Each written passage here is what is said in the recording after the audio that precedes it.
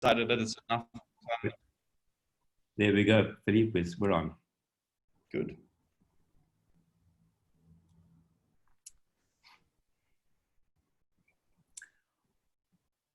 Welcome, everybody. I'd like to extend a warm welcome to all BPESA members, partners, and all stakeholders from across South Africa and beyond, attending the Skills Forum on the trust economy as a key enabler for an effective return to work strategy, and also for the growth of the GBS sector. Trust is a connective issue that binds together everything we do. Our relationships, our actions, our expectations of others. We expect institutions, businesses, and other organizations to deliver on their promises and behave responsibly. We expect that we can move around our community safely, depend on our relationships, and rely on certain truths. The COVID-19 pandemic has been a shock to our collective systems and a catalyst to rebuild trust. As business, government, community leaders shepherd the country through this crisis, trust will be more critical than ever, as recovery without trust rests on a shaky ground. For those who I've not yet met, my name is Keith Rosmarin. I've been part of the Rumby Youth Employment Accelerator team for the past 7 years and have recently been supporting BPESA with its skills portfolio. I'm currently engaged with a number of exciting skills initiatives to support the sector's growth trajectory. And our purpose of the skills forums are to support this growth trajectory by addressing the supply side skilling needs with innovative solutions. The forums generally run in an informal way, and our previous success with our face-to-face versions were based on high levels of engagement, dialogue, debate, and co-creation of solutions. We hope to replicate the engagement principle during this session and encourage you to use the chat function to raise your questions and provide your own insights. My colleagues Coral and Tracy will help to manage the chat channel. A thin silver lining of the COVID-19 pandemic has been the exponential increase in virtual meetings and communication enabled by popular platforms like Zoom, Teams, and WebEx. We've been forced to trust new technology and build new muscles for virtual communication. But this has catalyzed greater degrees of global collaboration, and I'm pleased to see that we've got that in practice today. We'll have the opportunity to learn much more about the trust economy over the next hour and a half from our international guests and a panel of South African leaders. But before I introduce our guest speaker and panel, I'd like to ask Andy to share an update on BPESA skills news and the context for this session. Thanks, Andy. Thank you, Keith, and good morning, good afternoon to everybody, and a very big welcome to you, Philipp, for joining us. Your introduction will follow shortly with Keith. A big thank you to Keith, to Coral, and to Tracy for arranging this forum, which we all are really looking forward to with much excitement, particularly with the subject and the esteemed panelists that we have to join you, Philipp, on the session. It's a really important point in our journey as BPESA. And so while Keith has asked me to touch very briefly on the skills aspects that we are busy with in BPESA, I thought I'd talk a bit more broadly, quite briefly, to set the context for this all-important conversation. And very importantly, before doing that, though, I'd like to just welcome everybody on the session and hope that you're going to get as much out of it as you had intended and expected. So where are we in our journey? The first, I'm going to look at it in 3 key stages. The first is we've come through an unprecedented crisis in the form of the COVID pandemic. And that's forced us to work differently, to collaborate better.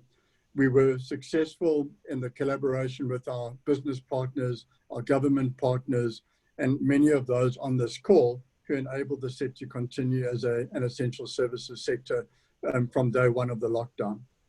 Companies have been forced to innovate. Companies have been forced to collaborate like never before. But in this difficulty has arisen a different positioning for South Africa and the global business services sector, and a stronger one because of the resilience and the effectiveness with which the companies in South Africa have managed themselves during COVID. And most importantly, they put their people first all of the time. We're moving into or out of the next phase of that journey, and that's the recovery phase. In fact, we're not moving out of it, we're still well in it and have a way to go.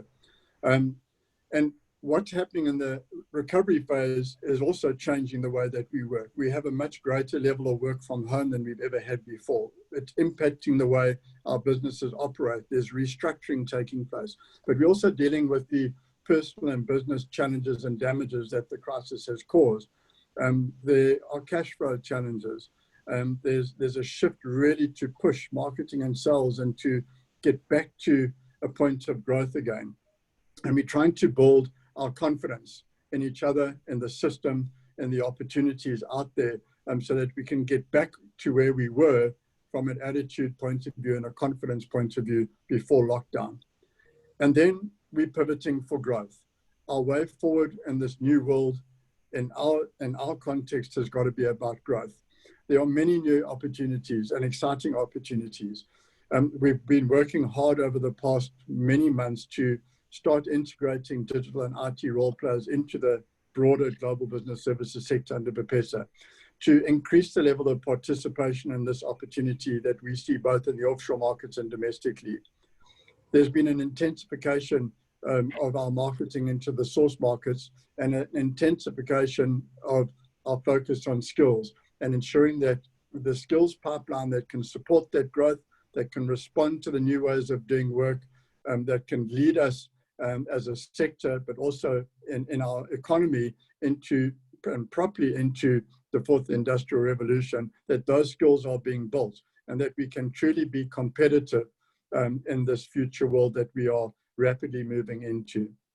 We have ambitious goals, and it will take every bit of effort from us on the demand side and the supply side to achieve those goals. But if we are successful in doing so, and if we can take out of sessions like today the key messages and lessons about the things that really make us successful, like trust, then we will make a genuine and meaningful contribution to society and to our economy in South Africa.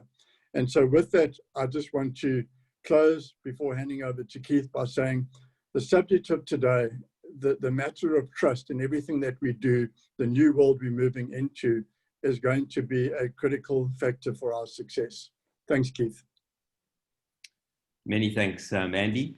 Now I have the privilege of introducing both our guest speaker and the panel for the session. I first met Philipp at the BPESA National Conference in Durban in 2019. He delivered a plenary presentation that I found inspiring in its simplicity and relevance for our world, and to me personally. Philipp is known as a trust futurist, shapeshifter, innovation strategist, TEDx and global keynote speaker, amongst others. However, I find that a preface in his book, The Trust Economy, says much more about Philipp the person. He writes that he hopes that his book will enrich your notion of trust, innovation, and the important relationship they have with each other. He goes on to say, he does not claim to present the absolute truth, but simply offer a new way of looking at the business world that we are so familiar with. He says, it may not be perfect, but it's an attempt to improve how we realize value for others and ourselves. He closes the preface, prepared to be surprised and challenged. I'm sure that Philipp's primer for the session will do both. And welcome once again, Philipp, to South Africa, albeit virtually.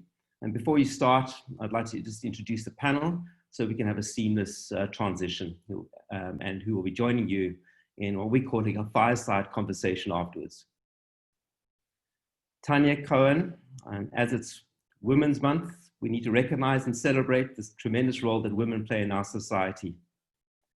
Tanya is arguably one of the most influential leaders in South Africa, helping to guide the sector, business, and country through COVID. Has been one of the most important linkages between government, business, and labor for many years in a range of issues, including sector growth strategies, the future of work, employment and skills development, health and enterprise development. Currently, Tanya is the coordinator of the Public-Private Growth Initiative, PPGI, aimed at promoting sector-based growth plans and delivery of related catalytic projects by unlocking constraints and opportunities together with government. Tanya has a special interest in how trust has enabled or disabled the South African COVID response, and I'm looking forward to hearing more from Tanya shortly. Igshaan is an accomplished business executive with a demonstrated record of leadership success in companies like Safmarine, the IDC, South African breweries, City Power, EOH, and others. He's currently the Managing Director for Altron People Solutions, a division within the larger Altron Group. APS partners with clients, companies interested in accelerating their employees' digital adoption, or those wanting CS excellence across customer lifecycle enabled by technology and people. Igshaan also spent 10 years in his own business delivering executive coaching and training and coaching leaders in many skills. His personal interest in this topic of trust is the recognition that trust is at the heart of relationships, and trust is either nurtured or eroded based on tiny interactions with these relationships. As a business leader, he is mindful of the impact this has on our ability to ensure the sustainability of our business into the future. Robin Hoekstra is embedded in the sector as a co-founder, shareholder, and CEO of Outworks Contact Center. He's an entrepreneur, an innovative thinker with a wide range of business experience across GBS, ICT, telecommunications, online marketing, web design, and software development. His approach to leadership is to foster a culture of stewardship and excellence within Outworks. Robin has also helped to pioneer regulatory compliance and best practice within the South African GBS sector, and more recently in leading a return to work strategy for his business and the sector as a whole. Robin is passionate about putting people first and driving the evolution of the Outworks brand. And finally, I've known Samkelo Blom for a number of years, and he is recognized as a human capital thought leader with extensive experience in people and organizational issues. Samkelo has led learning and human resource functions for various JSE-listed companies. More recently, Samkelo launched his own boutique human resource company, Nomati Consulting. Samkelo is passionate about how companies can leverage the true rainbow talent that diversity brings to the workplace. Samkelo, Robin, and Igshaan are also BPESA Exco members, helping to position the sector for growth. Welcome to all of you. For the next session, Philipp will introduce you to the trust economy in the current times, after which we will segue to the fireplace for a panel discussion. For those participants joining, welcome to everybody once again. Please use the chat function to raise questions and to comment throughout both sessions. Philipp, thank you, welcome, and over to you for the initial part of the session.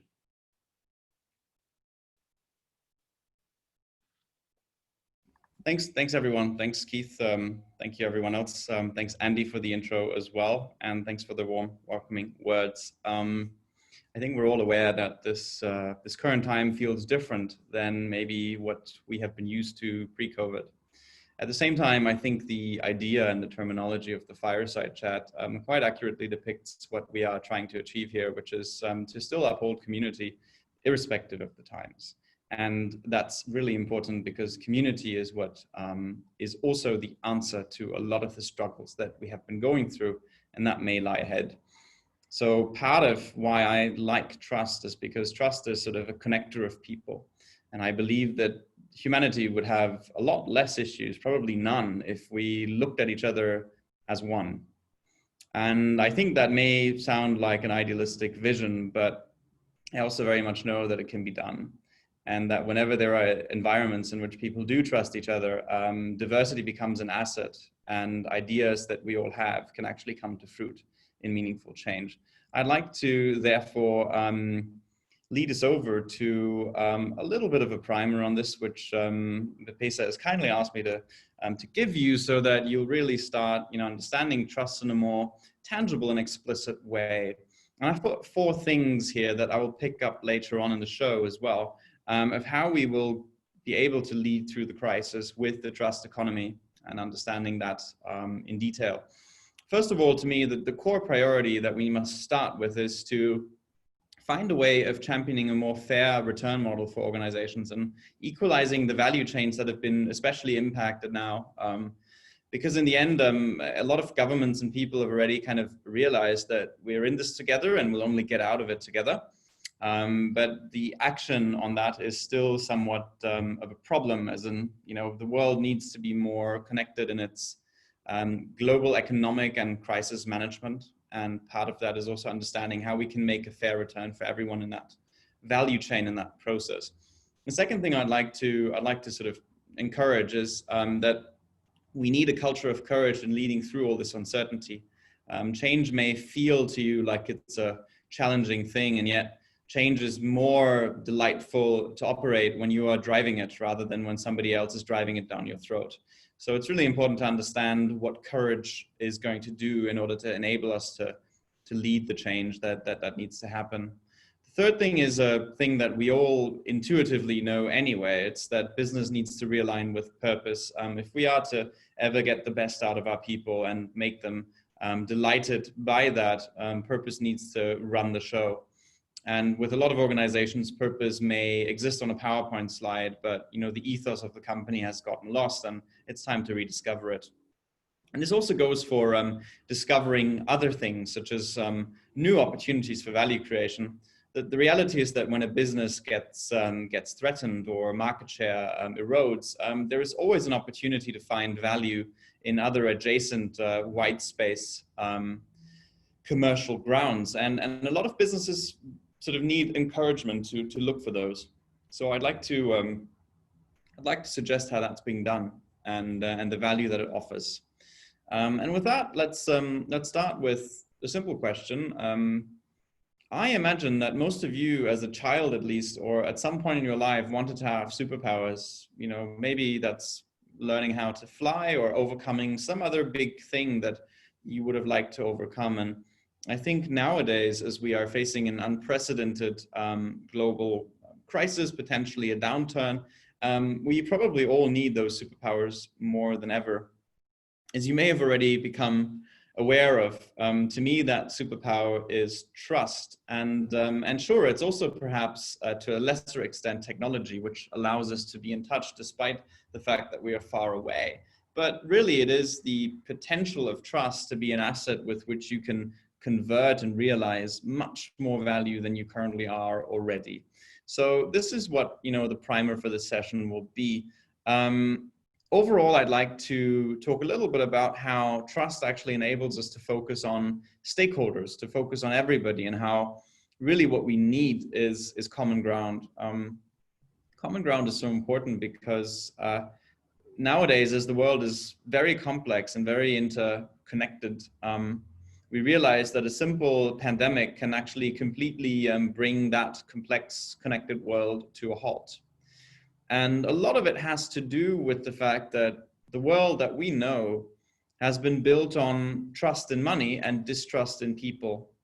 And I'd like to encourage a slightly different spin on that. I think that trust in money needs to be surpassed by trust in people. And that only works when we understand that by recognizing everyone's needs, everyone can still get their fair share. And as soon as that becomes evident, we also realize that business based on trust is far more effective and exponentially more rewarding than business based on distrust.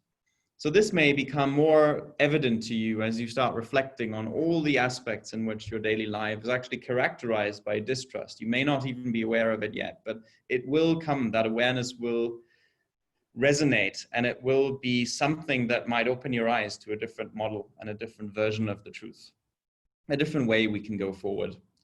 So right now, I think what we're seeing, despite all that border closure and the distrust between countries and the distrust even between people, nowadays, when you sneeze in public, people think you're some kind of criminal. I think that there's also been a wave of kindness.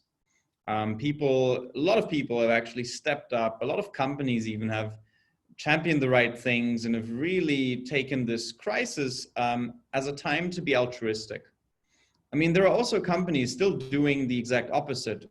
Just before this session, I was on a call with Air France, and Air France has, despite my legal action taken against them, still refused to refund me a ticket which they are legally required to refund. So we see that there are some companies which are still under the belief that it is okay to act in a selfish manner. Yet most of the organizations that will be successful in the next 10, 20, 30, and even 100 years will be those that prioritize the collective good. And the selfish ones, you won't see much of them in that time because they will eventually fade away. So we're seeing a new globalism, friends. That's what I'm hoping, and what I strongly believe in is that the new global is going to be a much more sustainable and sensible global. And if you all agree that there has been some degree of unsustainability about the way that we've bounced around the globe in the last 10 or 20 years and how excessively we have used technology for everything in our lives, we'll start realizing that this adjustment is a qualified reset towards something that is going to be a lot more beneficial to us in the long run. And reset is also what I'm going to be presenting my next book on, which is currently in the making. So to me, the most important takeaway from this crisis is that it's been a catalyst for things that we probably had wanted to do and for change that we had wanted to kick off, but that hadn't actually been kicked off yet, simply because there was too much resistance or too little urgency. Now that, working from home is a reality we all have to embrace one way or the other. And now that virtualization and digitization in much more of a vast form is just reality, change that beforehand was difficult has become easy. And this is an opportunity for all of us as well. So there's a catalyst, and that catalyst is ultimately as potent as what we do with it. If you look at that old Goethe quote that the impossible is often that which has never been attempted, it becomes really simple that when you realize that the blind spot comes simply through not seeing an urgency to do something, that once that blind spot is lifted, a lot becomes possible. And this is also why people, companies, and countries can achieve some of the most transformational change when the times are bad. That in crisis and in suffering, we can actually find energy for renewal. And I think that becomes almost an evangelistic way of looking at what we have ahead of ourselves. That even if we didn't like to be in the situation, that we would probably prefer to walk outside or enter a store without a mask, that there is something right now, something about the disappointment that was 2020, which is going to fuel us coming forward, and which is actually going to be good for us in the long run, and which might actually be a turning point that we will look back on, and that will signal us that something in the world has profoundly changed. So really, right now, there are a few things that we must keep in mind when we do that. One is that, face-to-face is still going to be important in the sense that we want to use technology to augment the human condition instead of replace it. So in the same way that robots haven't taken over humanity in other aspects, there is still a good and important role for us being human. And sometimes with technology being wedged into every conversation, that humanity may be less apparent or may become lost. It's important to recover it, especially because right now, what we need is some kind of global collective understanding and a collective agenda to work into solutions for this global pandemic, and potentially for whatever will await us after that, because nobody really knows what the future looks like. Neither you and I, nor a futurist, nor anybody. We simply don't know. But what we do know is that how we place our trust every day, how we make our decisions, that is going to shape the future, whether we like it or not. And because we can control every one of the decisions we make on a daily basis, we can also therefore control the future outcomes. So this is why it's all of us and all of our jobs to make this happen. So really, when you look at the current trust dynamics, there's something really interesting that we see. Tech companies have hugely benefited from the crisis. Some may say this is kind of, somewhat worrying that technology companies have further gained influence in our lives. But there's a very interesting aspect to how they approached this crisis. The tech companies have actually been very, very liberal in their work from home policies. They have been very concessionary in the way that their staff is experiencing this crisis. And that's because despite what they may have done to our data, inside most tech companies, there is a high trust environment. And so people are simply trusted to do their job. Whereas what I've seen with the big four, the professional services firms, is that people are actually recorded in some of these organizations so that you can determine their screen time. And you realize that people feel threatened and isolated when you police them in a work from home environment, which goes to show that in a low trust organization, policing becomes really pathological when folks are living and working at home. And, you know, it might actually lead us to a lot of bad sentiment and dissatisfaction across the org as people are working virtually. And on the other hand, if you see organizations that are already benefiting from a high trust internal culture, they actually have a much easier faring right now, and their people are going to be much more content with the current times. So similar as there's been this joke that, you know, for the first time ever, kids have been happy to go back to school. I do think that we all yearn and long for the workplace as it used to be. But what's most important now, and what becomes more apparent than ever, is that the workplaces which we really want to be in are those that can actually trust and establish trust and trust us to do our job well, and allow us to really flourish in an environment in which we are respected and trusted, and in which trust is the default. The reason this has to do with technology is because in the trust economy, the world in which we connect with strangers to do things in an effective fashion, trust is the default. It's only in the offline world that distrust has reigned supreme. And the reason why we take refuge in the trust economy is because most of us prefer intuitively to trust others when we can.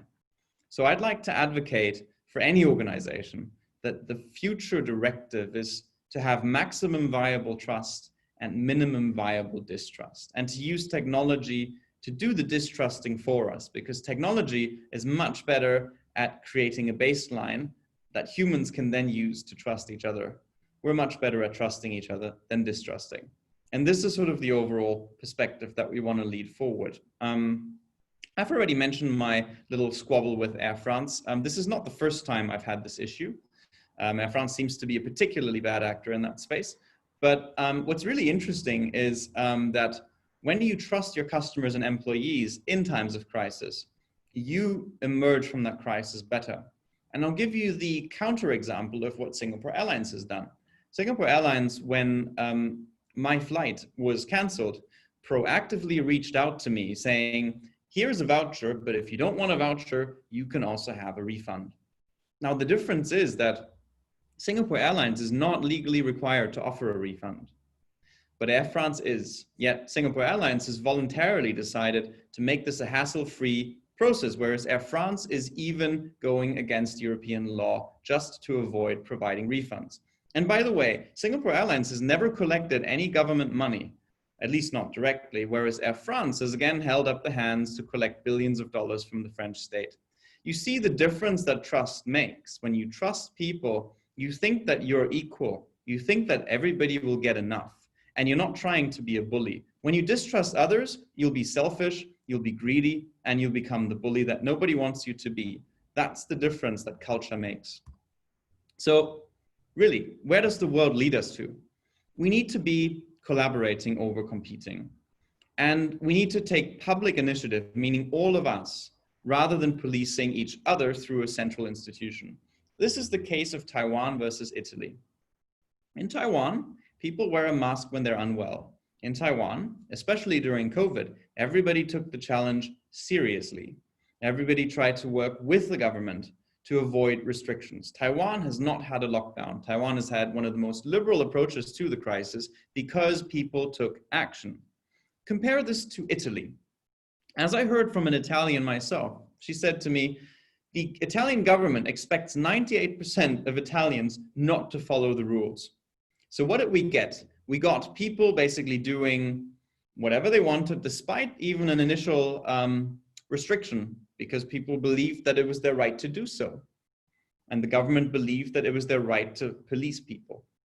And what happened was that due to that, we had a massive permeation of COVID, and ultimately, you know, both people and the government have suffered far more than they needed to. And now what we're seeing is that because of that really severe lockdown, Italians are now partying like never before, which means that a second wave, if it comes, is going to be as detrimental. The little difference that trust on a shared level makes creates a huge difference in the fate of nations, of people, and of companies. And that's something to be thoroughly appreciated. So really, what do we need to do? We need to lead with purpose, and proactiveness makes all the difference. Another example from the travel world, when I had to cancel my booking with Hyatt, what did Hyatt do? Not only did they refund me in full, they actually allowed me a free trial of a meditation app, because they said that their purpose in life, their purpose as a company, is to care for people so they can be their best. So when people were not traveling to their hotels, they figured out a way for caring for people, even in their own homes. And I think that's thoroughly impressive as an example for how purpose can actually drive your company to do the right thing. Hotels.com, on the other hand, not only refused support inquiries, but actually made it as difficult as possible for any hotel-related expense to be refunded. Why? Because a company that is focused on transactional revenue, that doesn't care about the long term, will create a very, very significant selfishness and a focus on their own returns. And whilst that may make sense from a short-term perspective, it will hurt them in the long term. And I think that if COVID has shown us anything, is that these predatory short-term business models will probably be increasingly challenged in these times, because people are like, in the end, we are like elephants. We have a huge memory, and we will remember which companies were against us in the crisis and which companies were there for us. As employees, as customers, and as just public stakeholders, we will know who was there for us, and we will know who was trying to play a bad game. And I think that we will reward the companies that have done right, and we will punish those that have done wrong. And that's a good thing. So I'd like to lead you actually into a few questions. The three big questions, actually I'll answer them later, but we'll first go with something much more significant. I want to start with looking at the white space. How do we identify and seize adjacent white space opportunities? Why does this matter? Well, because as the world is reshuffling, some companies need to discover new ground. And what startups tend to do is they tend to go into our white space, set up shop there, and potentially be very successful in that space. It's something we can do as well. In fact, a lot of companies will see that there are huge opportunities awaiting for them in new ways that they can use their skills and resources to serve a need. This is an example here of the white space canvas. The simple thing you must get away from this is basically that white space opportunities are obvious opportunities when you start using a lens of how you can serve new customers with a new business model. This is examples here of how different services have done that. So one example I want to share is that BMW's i8 is essentially, it's still a car, but it's an electric vehicle targeting a completely new customer group. It's essentially a sports car, so it's targeting a group that pays a lot more for this kind of car than otherwise, that might buy the Tesla Model X. And so it's an example for how a company that is traditionally in combustion vehicles can actually use a lens to discover new customers with a new business model, just like a startup would do in that same industry. And there are many more examples, but the really important thing that we need to do, the lens we must apply now, is we must understand where we are coming from, how our traditional business looks like, and also how COVID has shifted it. Secondarily, we must design for the needs rather than for the customers or the products that we already have, meaning that people who design purely for a customer, a target customer, on their own, miss the point that what really people respond to is when a need is being met. So it's about rediscovering what are the new needs that have come onto and into the ether now that COVID has been around. What are the needs that are truly unmet right now? And lastly, I think it's also to look at ways in which we can partner with others, in which we can either build, partner, or buy capabilities, businesses, and skills so that we can actually expand our current footprint. Then we want to look at courageous leadership.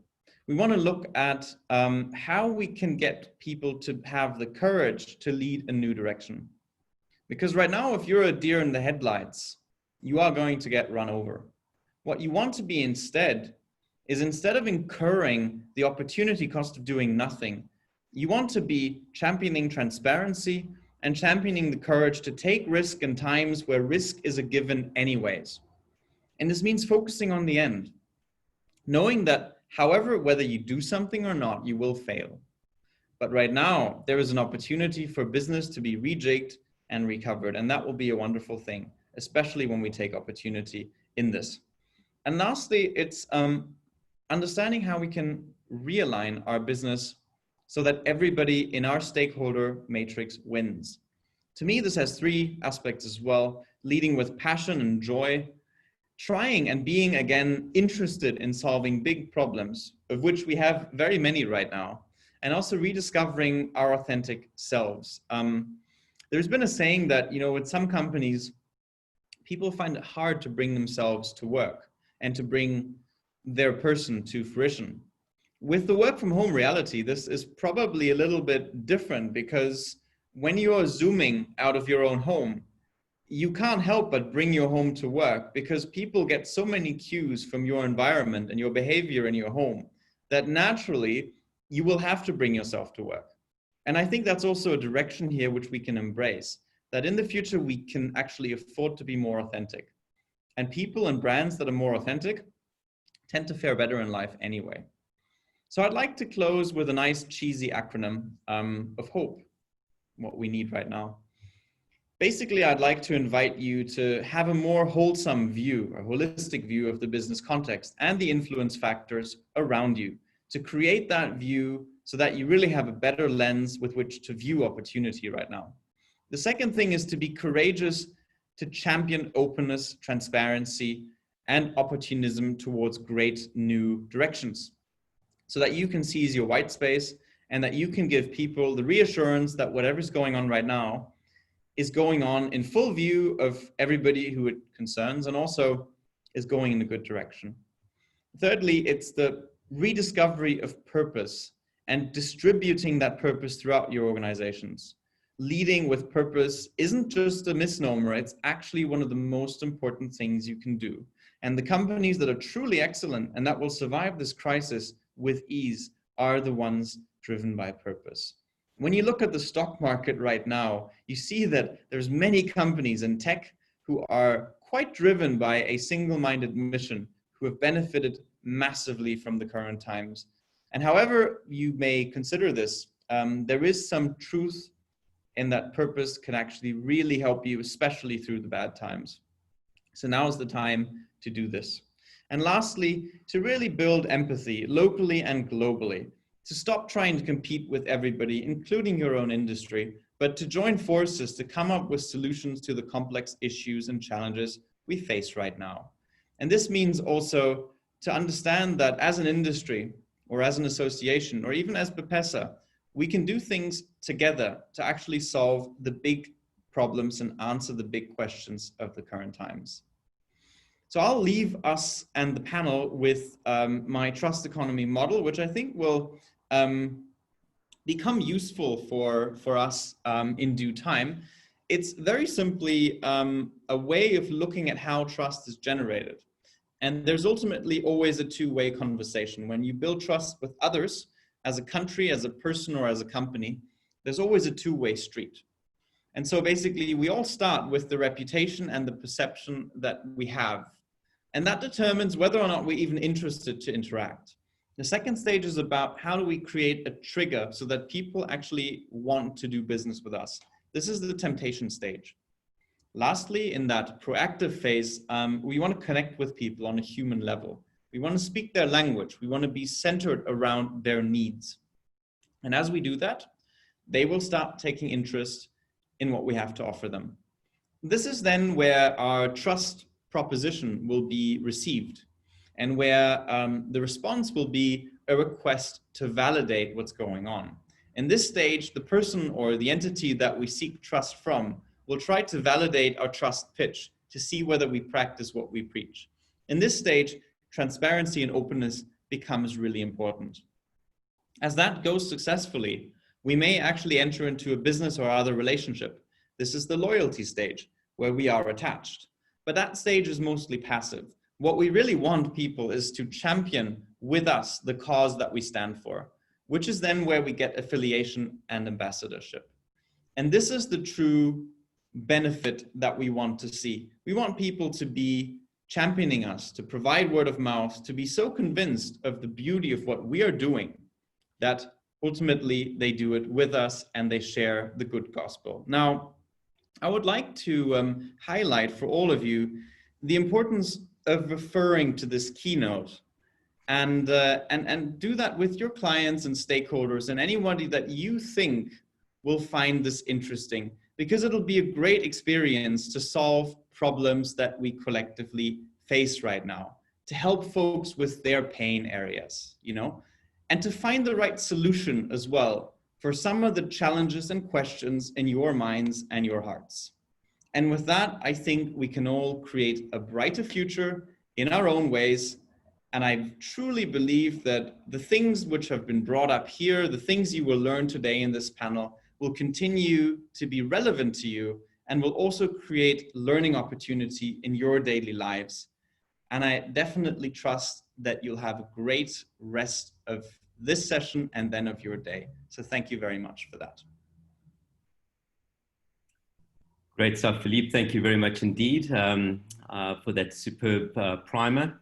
And I think the intention, for the next session, and I think what I'd like everybody to do, including the delegates who we can't see, to sort of visualize a common South African situation where I come from initially, in my small hometown of Rustenburg, near the Bushveld. We would often have a fireplace with some good hardwood, burning some fire, and it would often be located in a what we call a boma.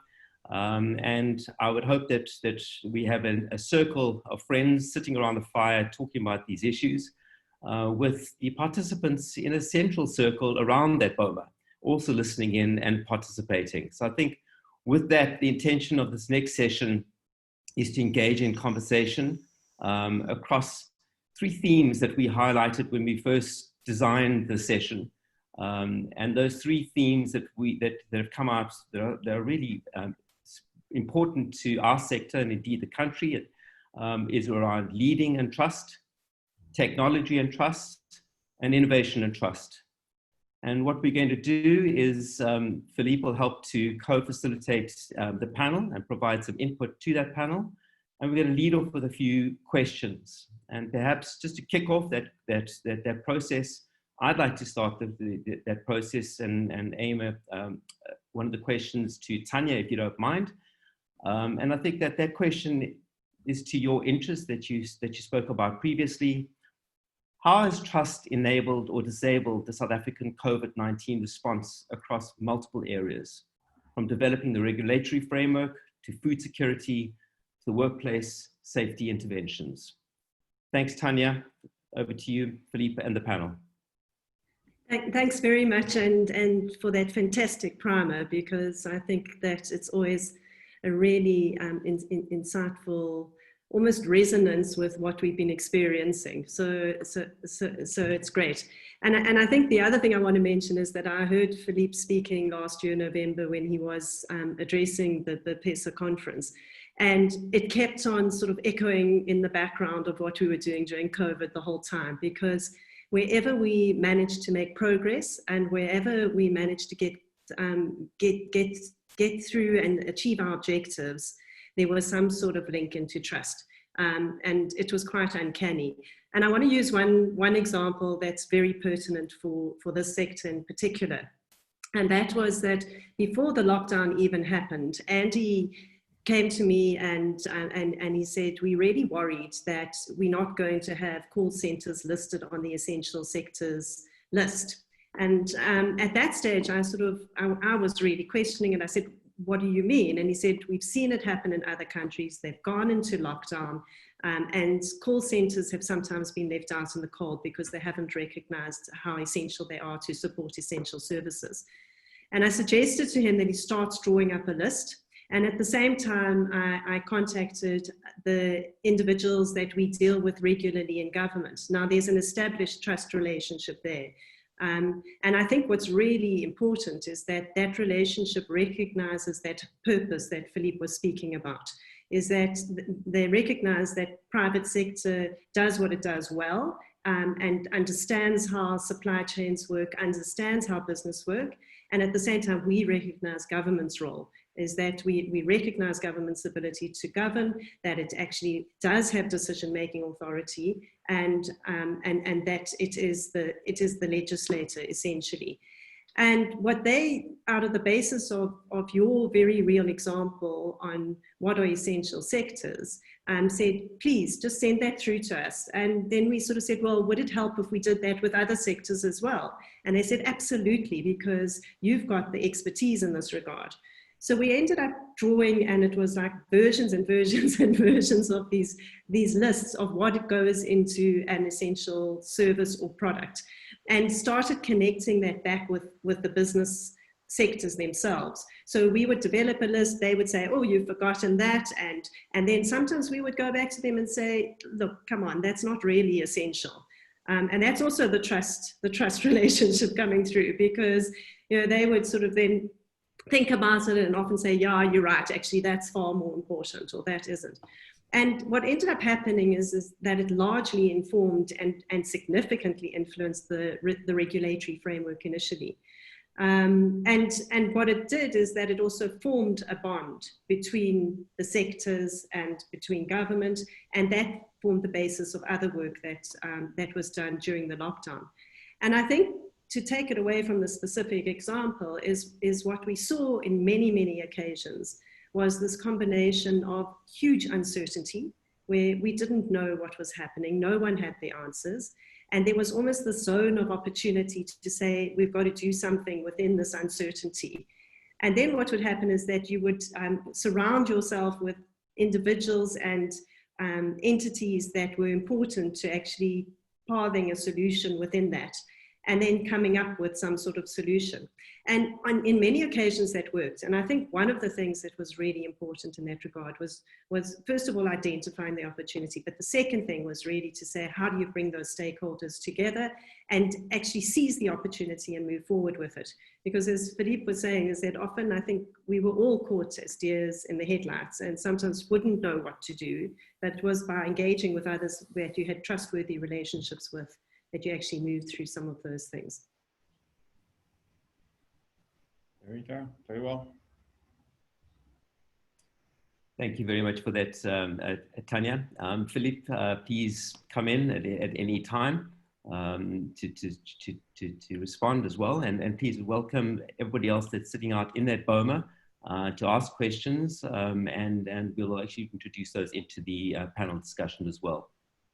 And perhaps just moving on, perhaps to you, Robin, if we had to look at your organization, your business, what have been some of the trust challenges and practical solutions you've recognized and adopted with work from home staff? Thanks, Keith, and good afternoon to everybody listening and to the panelists. I think where I'd like to start is just really an identification of some introspection as lockdown was announced. And that's really under the mantle of the arrogance of assumed trust. Because I think as operators, we very often assume that trust exists. And whether that is trust between ourselves and our clients, trust between ourselves and our suppliers, and more importantly, trust between ourselves and our employees. And if I go back to when the president announced the lockdown, employee trust in our organization specifically, and I use this as a personal example, had never really been put to the test. You're an operator, you employ people, you pay, they come to work, they do the work, the contract is adhered to, and your clients are happy and your clients pay. And it's quite a nice ecosystem. But in the advent of a lockdown and the uncertainty and the fear that went with the unknown, the questions that came to mind were quite frightening. Could we, for instance, trust our employees to work from home with millions of rands worth of equipment? Never been tested before in the South African context. Did our staff's living quarters actually even accommodate work from home? We didn't really question that. We knew not everybody lived in great circumstances, but could you send people to consistently work from home with connectivity for 9, 10 hours a day, 7 days a week, whether it's day shift or night shift? Would employees actually perform whilst they were at home? Would they start on time? Would they put in a full shift? How would we know? And then from the employee's perspective, the fear that they had of being infected and dying. Would their jobs be secure? Could they put food on the table? You know, could they trust us to do the right thing? And would we be around post-COVID to make sure that we did the right things to make sure that the jobs were sustainable and our sector was sustainable? And if I went across to the clients and the communication we had with our clients in the beginning, you know, the questions we asked ourselves: would the clients trust us to deliver services during this real crisis? Everybody's got business continuity plans, but nothing on this global pandemic stage, really. Would the clients be flexible enough to accommodate significant change procedures that would need to be implemented, like work from home, never been tried before, at scale, in South Africa specifically? Would some clients suspend operations entirely? Would they reshore some work? Would they relocate headcount during and or after the COVID crisis ended? How would that affect us? Did we trust that the clients would actually survive COVID themselves? In other words, would they continue to be able to pay us for services delivered? And would they be able to stick to payment terms? In other words, if they needed to skip a month or skip 2 months, how would that have an effect on us as operators, and how would that be dramatic for us in terms of sustaining our business? And more importantly, I suppose, would South Africa be regarded as a viable geography post-COVID-19? And I think that was one of the big fears we had as well. What would we do during COVID that would demonstrate to the world that we actually could handle a crisis of this nature?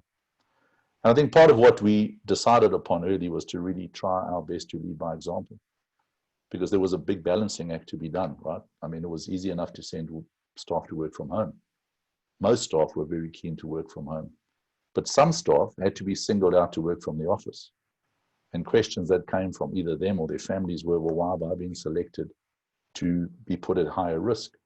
Why can I not also work at home? And in some instances, it was purely client-driven, where clients required people to work from the office, specifically around PCI certification, or whether we're taking bank details or credit card details, or for some of the newer clients that just didn't really trust and believe that a work from home situation would really be viable.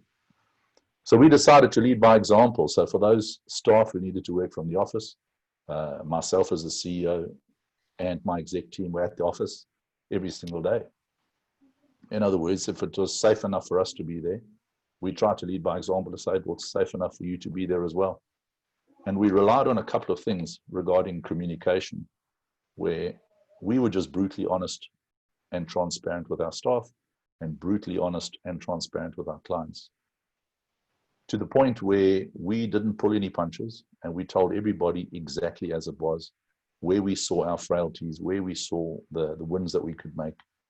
We set up WhatsApp groups and messaging groups for all our staff, for all our clients. I gave out my personal mobile number. I joined every single group as an example, and every single one of our employees had the ability to communicate with me directly, and did on regular occasions. And through level 5, it was ridiculously busy, and slowly as we got through to level 4, level 3, so that communication slowed down as people began to trust that we were making the right decisions. And I think that the leadership that employers in this country have shown so far, in my opinion, and specifically operators in the sector, is that you need to pay trust forward. All right, that you need to put it out there, believe that you will get it back in spades. And I'm grateful that in our business specifically, that it's worked out. And we're really proud of what's taken place. We're really proud of our employees. Work from home has been extraordinary and exceptional, and in most cases, as good as if they were in the office. Nice to hear that from you, Robin, especially because there's a nice matching question to that from Klaus in the audience. What do you see as the big edges we need to cross to move towards more trust in organizational relationships? Why are most organizational leaders still shy to move there? I think you illustrated that very well, Robin, that there is an uncertainty, there is a vulnerability, and there is a lack of template or pre-frame to do this. And in a large organization where maybe as a leader, you are still somewhere beholden to several other stakeholders above and in a 360 radius towards you, when you are becoming transparent and trusting, another maybe more politically inclined individual can actually take that mojo from you. So the reality is that the asymmetry of trust is a big problem in organizations. And first of all, the shared baseline must be there. So that means even I'd say it's more sustainable to gradually and slowly build up trust than for one person to do it radically, unless they have that ability to do that in their own team entirely independently. So example, I have a friend who used to work in one of Singapore's biggest insurance companies, a local company, and his tech team ran on a very trust-first premise, whereas the rest of the organization didn't. And he used that as an example. However, he was very careful to communicate within the existing culture so that that team culture of his didn't mean that the team would suffer any sort of detrimental causes, but that it was really something which they tried and which they aimed for the rest of the organization to also adopt. So this is kind of, Robin's story of gradual move towards that, and the gradual pickup by staff who continue then to trust in response to his trust and his leadership team's trust. That's, I think, exactly the right approach, that you pay it forward and you let people reciprocate it. And you as a leader, the person with the most power, the most influence, will have to reciprocate the trust. We'll have to invite that trust to be reciprocated, but they will also have to lead the charge with it. They will have to take the initiative, because in the end, you need the power to change the way trust is viewed and practiced in an organization. And this is from a trust then creating a sort of similar and symmetric common ground on which everybody can meaningfully and effectively collaborate. That's something which requires you to bridge certain trust gaps, for which you can use, as an operator, you will all have solutions to that individually and intuitively. But those solutions are absolutely necessary so that your organization can move forward with trust. And that's also why, for us, what we tend to do is we focus on gap analysis. Where are trust gaps? Where is trust prevalent? Where are pockets of high trust in organizations? Where are pockets of low trust? And how can you smooth it out and balance it so that you can create that great foundation? So that's, I think, a little bit of a connection with what Robin shared, and also to answer Klaus's question in completion. Thanks, Philippe, and thanks, Robin. And perhaps to segue across to Sam Keller, to build on that in terms of how organizations are resetting and building trust in a post-COVID world. Thanks, Keith. I'm gonna be almost like where Robin started as well. What happened before COVID and where are we now and what are companies doing? If I was an employee of a company, when COVID started, these are some of the things that I was going through. One, do I still have a job? What's gonna happen to my employment? That's at the back of my mind. I hear this thing about lockdown, the new normal, but as an employee, I'm saying to myself, will I still have a job? Secondly, I would like my manager, my boss, my leader, while I'm working at home, when he does check in, not only to check on the work, but also to check on me, how am I doing? Because I'm working from home now, I have kids at home, I'm doing online learning, I might have issues with fiber.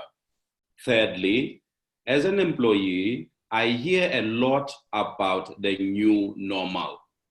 I would like my leader, my team leader, my CEO, regional manager, to explain to me, what does the new normal mean for us in our company context?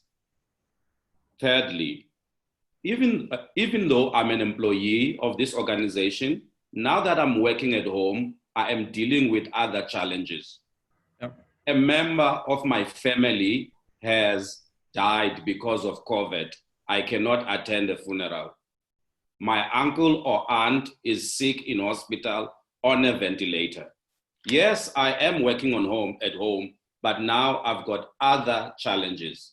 My employer is no longer managing me now. He or she is now managing my other challenges. When I was at work, physically, he only saw me.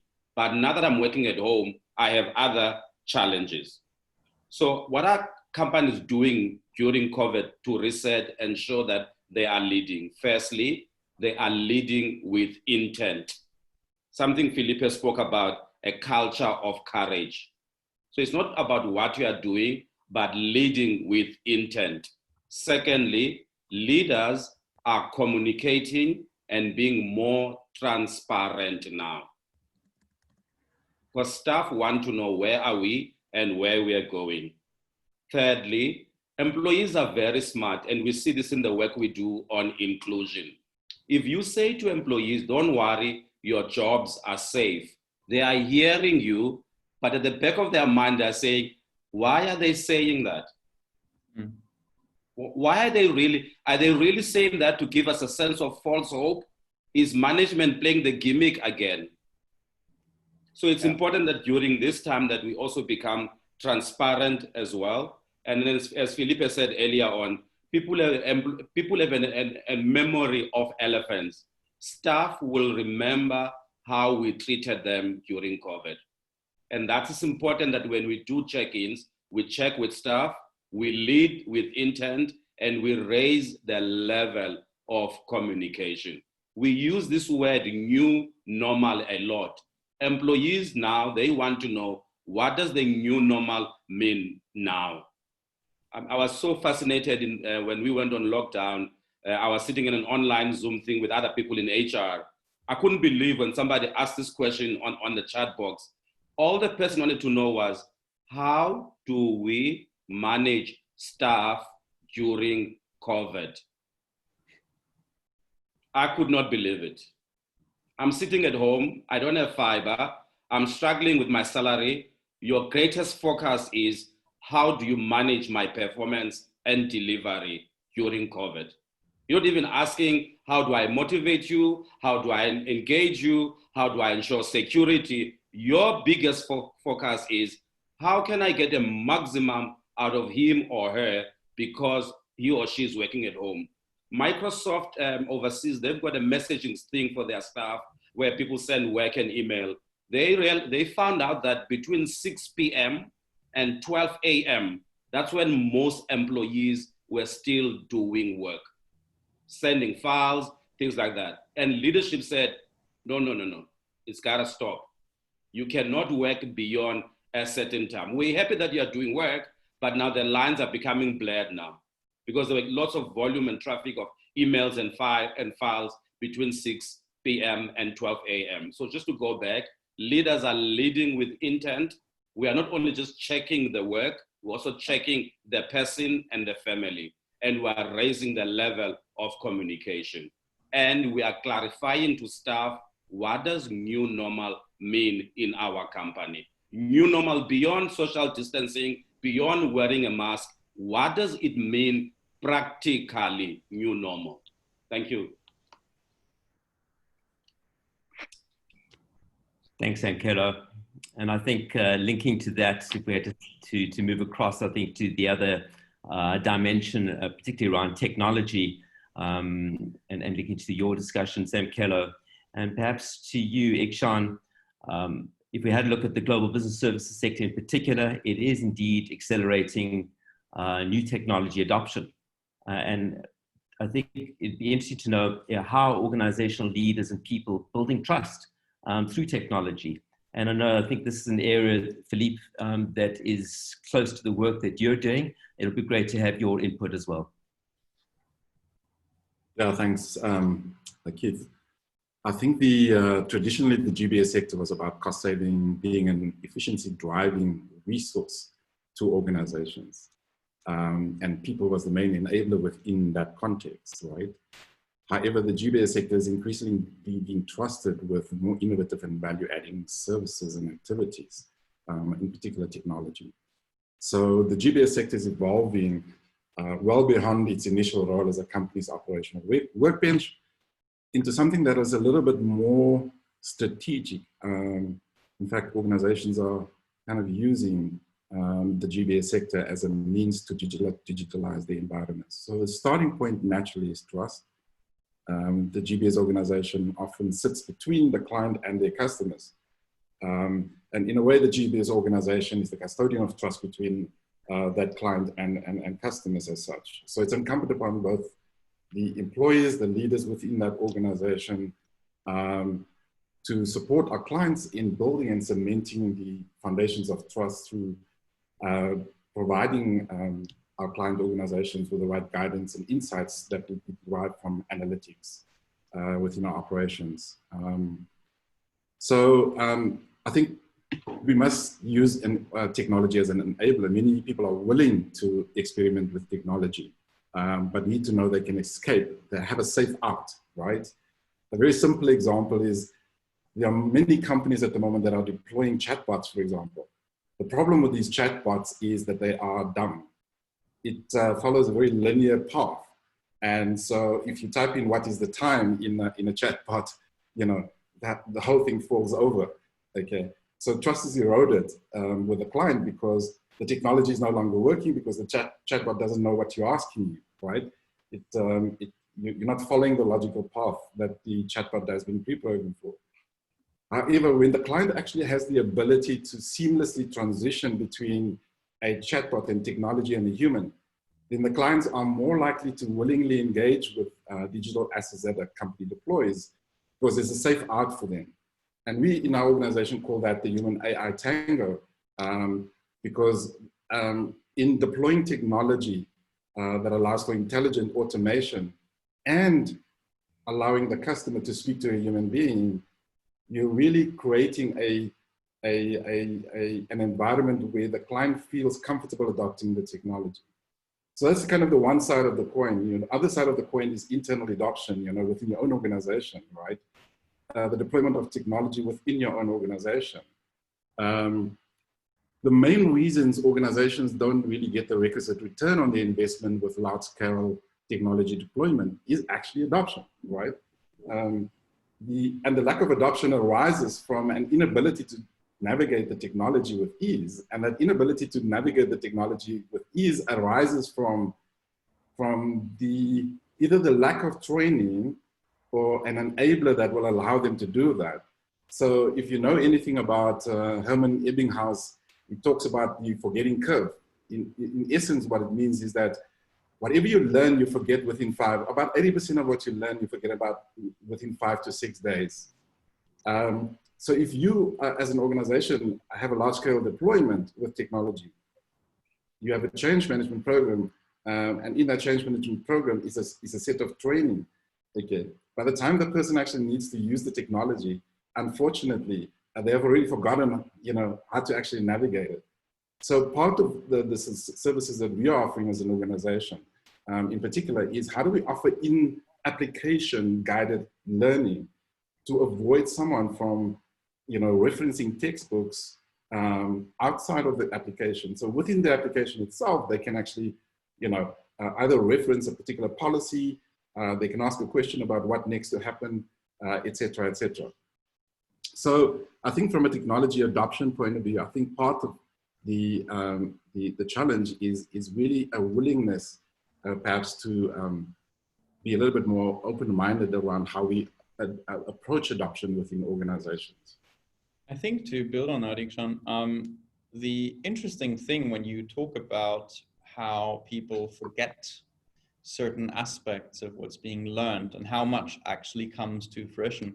The experience that I've had is that actually based on our neurological makeup, we actually remember every word we ever say and hear. The problem is the distribution of that knowledge and is the ability to access it, which is then really interesting because the beauty is when you then activate people, they actually turn out to know a lot of things that, you know, you have maybe shared or that they have absorbed throughout the organization without being aware of it even. And this comes into the role of change as well, because the conversations happening in organizations on a daily basis, they happen anyway, and they get absorbed by people and people may forget about them. But when it comes to times of change, how do you know that the right things will surface and the wrong things will stay buried? That is the really important part. And that's something which we all must learn and experiment, how we can elicit the right things to come into play when they are needed, which means that people feel comfortable with new things, that they know that they can actually do this. And that has a lot to do with the environment and culture of trust that prevails around, because that environment has a positive reinforcement aspect. And I want to then build the bridge as well to a question we had, which is how do we build culture? How do we grow culture of an organization? And in a way, this has a lot to do with what we've just covered. It has to do with the fact that you need a fertile ground. So when there is an expectation of trust and default trust between people, people tend to share their concerns. They tend to share their inabilities. And then others also will quite naturally and in a more agile way jump in to help. Because in the end, the objective is shared.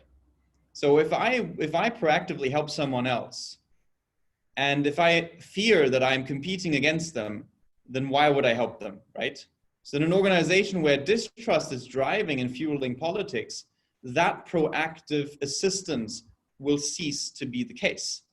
So the human thing, which is that if somebody falls, you help them up, doesn't happen in organizations in which sort of trust kind of like taps that. It's like a garden hose. When you sort of, bend it, the water stops. Like you have an issue, you have a block.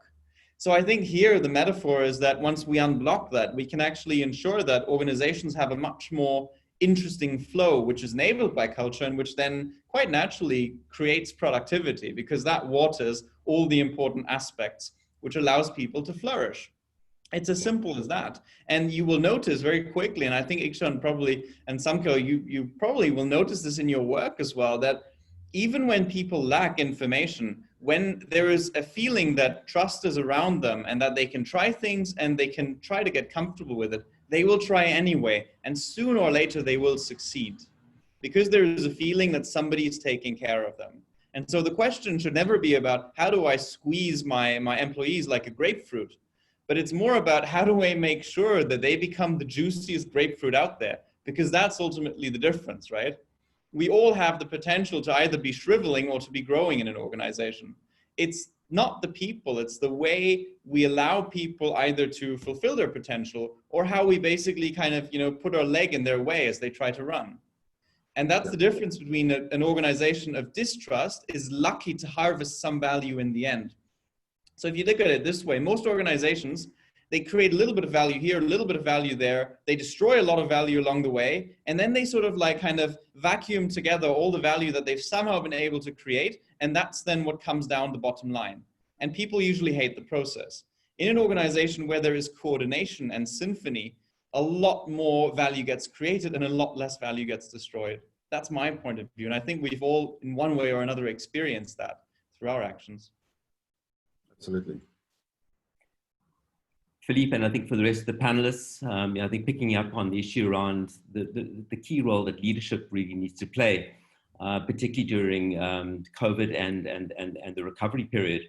And perhaps, Tanya, that's something that you could pick up on in addition to the role that the PPGI plays in the country. And I'd be interested in the rest of the panelists' ideas around the role that leadership can play at all levels.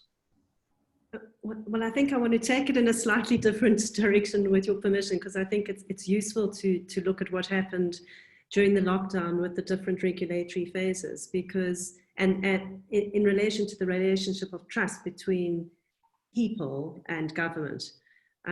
Because I think when the initial lockdown was announced, there was this almost unequivocal trust that we were going in the right direction. And that came from the president. And I think that the way in which it was communicated, the fact that we had an ability as a country to learn from other countries to some extent, but I think most importantly, the sensitivity and the humanity with which that announcement was made allowed us to, as a country, to have a level of trust that this was an important thing that we needed to get behind and actually go with. And that remained for a period of time. And then there was this huge break in trust when I think it was the level 4 regulations came into being. And those were regulations that were quite irrational. And I think what we were also seeing is a lot of the huge fractures that were occurring and the damage that was being done to livelihoods in the process of the lockdown. And for me, what's really interesting is that slowly that trust is starting to re-emerge again. And it's really important to understand what are the ingredients of that trust re-emerging. And I think part of it is around the fact that as the government needs is to take the whole of society with them. And that's business, it's civil society. And I think civil society is absolutely critical in that.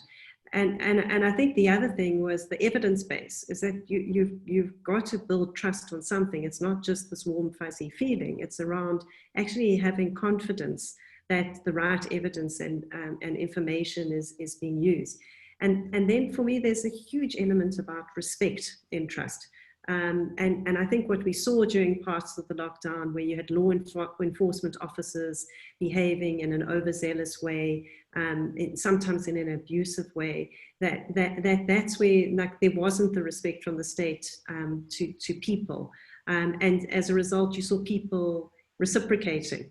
And the reinforcing nature and mutually reinforcing nature of trust, I think, is absolutely critical, is that you won't trust your leader unless they trust you as well. And what we saw with some parts of the lockdown was that the states stopped trusting people to make decisions. They didn't make decisions around, give them the space to make decisions around, for example, whether they should smoke or not, or whether they could consume alcohol. And that was reciprocated by people actually being defiant. And I think that is something that often would happen in the workplace context as well. And it's something that Robin spoke about a bit earlier. But that evolution of trust between the citizen and the state, I think, has been absolutely fascinating. And I think that what we're experiencing now is really a point at which that has to be focused upon, because that's going to determine our economic recovery going forward. I think it's a great point, Tanya. Just very quickly, I do believe the difference here is that a lot of governments still believe that they don't need to involve citizens, and they don't trust that citizens have value to add. Where I usually reside, that may also have been one of the core problems, because we see in countries like Taiwan and Korea, the public and personal partnership was actually very effective. People were already reinforcing behaviors on their own initiative, and the government was recognizing and working with rather than against that. And funnily enough, this has been dramatically more successful than any other approach. And without sort of much judgment, I think we all know what this is referring to. I think if I can just jump in, well, just to amplify what Tanya was saying, I think we found within our own business, and I think, you know, even as citizens of South Africa, I think we're all sort of designed with an inherent tolerance. But that tolerance is quite closely linked to meeting timelines and promises. So, you know, if you look within your own business, or if you look with sort of the regulations and the promise of ending things at a certain time, you know, let's take an example of an extension of 30 days of a lockdown period. We rely on that. And I think the more the more we're let down by the overshooting of timelines, the less trust there is, or that is an erosion of trust. Yep. And I think within business, that's really critical. You know, if you say, look, you can come back to work on Monday, or I need you to stay home for another 90 days. It can't be 95 days unless there's a real good reason. But you need to meet those timelines to keep people's trust. That's a crucial part, actually. Absolutely right. I also think at that point, you know, trust in your leadership becomes critical, right? I think within our organization, one of the things that we had was a number of principles that guided the way in which we approach COVID. And key to those principles was the respect for the laws and regulations of our country. And then linked to that was to prioritize on employee safety and well-being. So in looking at these two, one of what we chose as an organization actively is to encourage work from home. Now, within a BPO environment, that is somewhat challenging, particularly if you have a very diverse BPO environment where either you provide the technology to a client, or you're actually relying on the client's tech environment. So, but for us, it was about, you know, in spite of what was happening about in the context, right? We needed to kind of articulate a very clear pathway through this pandemic for ourselves. So the sustainability of the organization became a discussion. But linked to that sustainability is how do we minimize, you know, the impact that it will have on our employees, for example. You know, so there's all these balancing decisions and principles that, as an organization, you know, Altron actually developed and promoted and allowed our managers to make those decisions within that context. And I think we, as an organization, did pretty well in managing the potential impact that was had on our employees in terms of the contraction of the virus. We managed to send all of our employees home. We managed the challenges. But in that process, you know, we had to manage the trust that we have with our employees around the technology, like Robin actually mentioned, you know. But I also think our management team within Altron People Solutions did a really amazing job, you know, literally delivering PCs, you know, into the townships of people, you know, and so I think it's a bit of a learning curve that we went through, you know, and started off with, okay, the president is guiding us and providing us with direction, and it moved towards, okay, you know what, there's the guidelines, right? So how do we run our businesses within these guidelines to ensure our sustainability? And I think that was the learning process that we as organizations had to go through.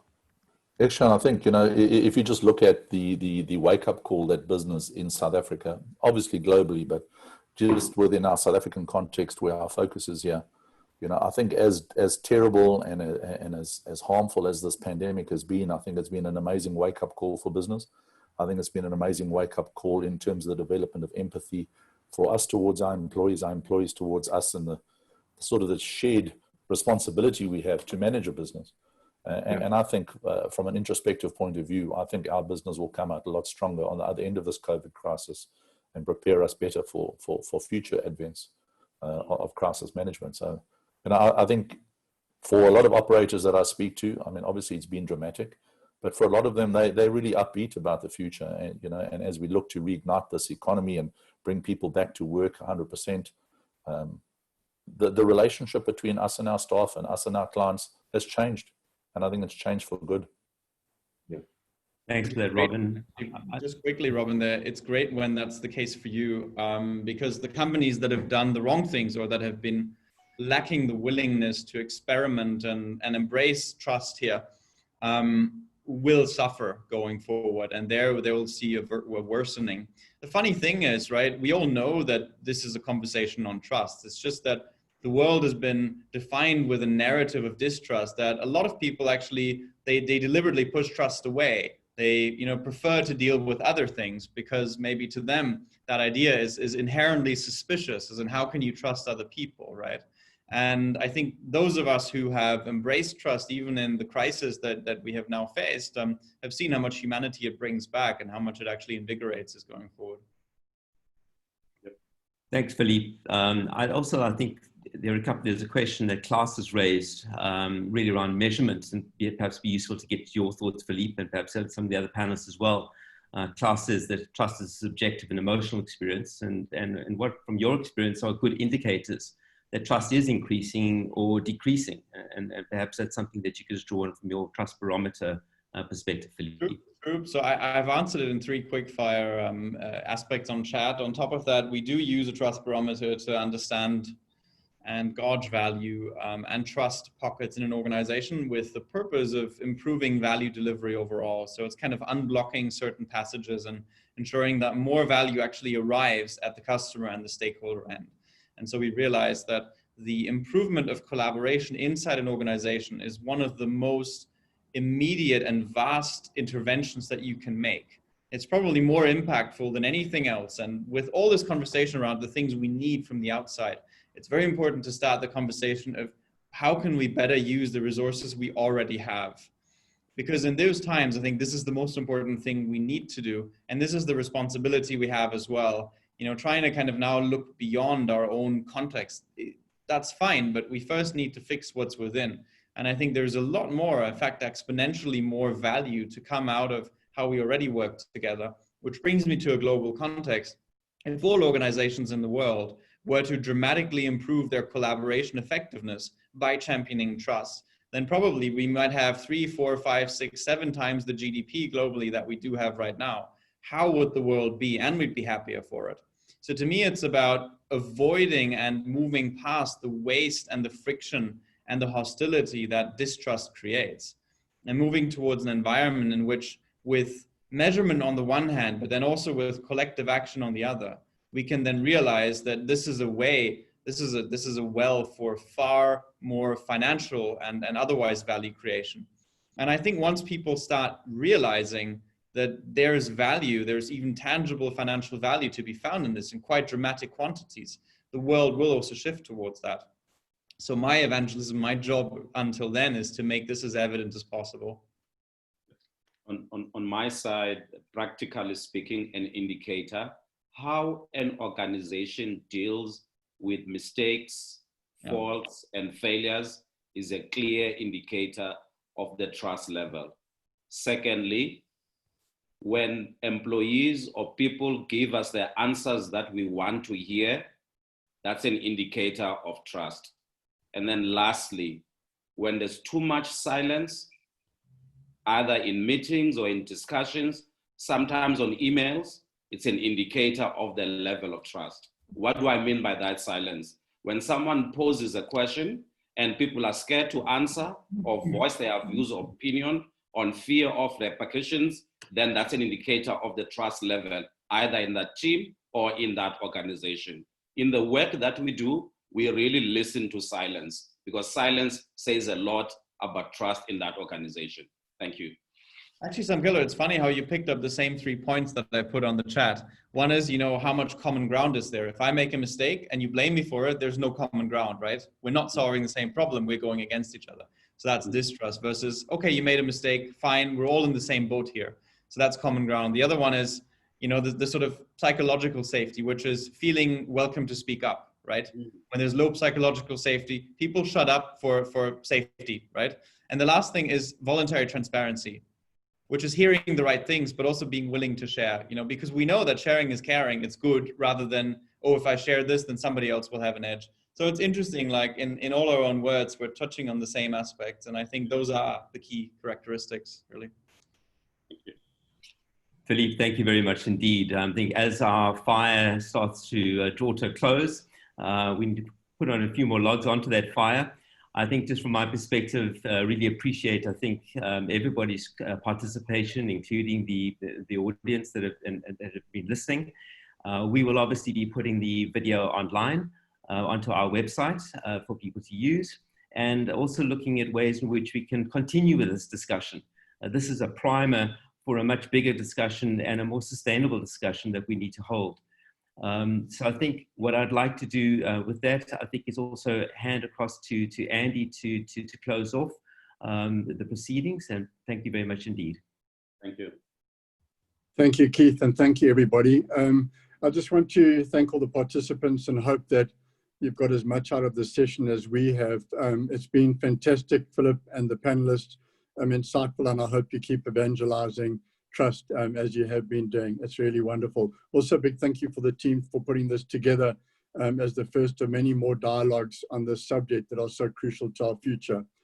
Trust, obviously, we know is something that's, it's established and earned over a period of time. And I do want to share that from a GBS sector with our partners, our members, and all the role players in our ecosystem, we've had that put to test through the journey we've been on, and most particularly during COVID. But we can be very proud to be part of an ecosystem in which we've learned to trust each other and get the extraordinary results that have been achieved in doing so. And takeouts for me are that as we start looking forward, we should learn how to trust ourselves. We've been through a process and a situation where we don't know the answers. And we have to, as leaders, back ourselves around some of the decisions that we make and guidance that we give. But most importantly, we've got to learn to trust others. And those are our partners, our team, our members, and I'm talking about our world, our clients and our staff. trust what they have to say, trust that they're going to do what they commit to do, trust their inputs and advice, take it all on board and use that to make the decisions. And in closing, as we look ahead to our future, and as the role players in this session drive our skills agenda, our growth agenda towards our vision for growth, which is really a bold vision for inclusive growth and real impact. I just want to take from you, Philipp, and suggest that what we do is, as leaders in our sectors, we create that vision of hope. We champion that hope in our everyday through the openness and transparency you talk about. We lead the journey with absolute purpose. We live that hope every day through the journey. And we shift from competition, which we've tried hard to do in our sectors, embrace that culture, to collaboration, because the opportunities are sufficient for everybody. And by collaborating, we can do that much better together, and that we don't waver. And so with that, I just want to thank everybody. I know it's time up. The recording will be made available to everybody. And we really look forward to not just thinking about what's been discussed, but living what's been discussed as we take it forward in our journey. So thank you very much to everybody, and to Keith for joining. And Keith, over to you in case there's anything else before you close the session. I think that's fantastic. Thank you very much for everybody joining, and we're looking forward to continue the discussion. Thank you very much indeed. Thank you so much. Cheers.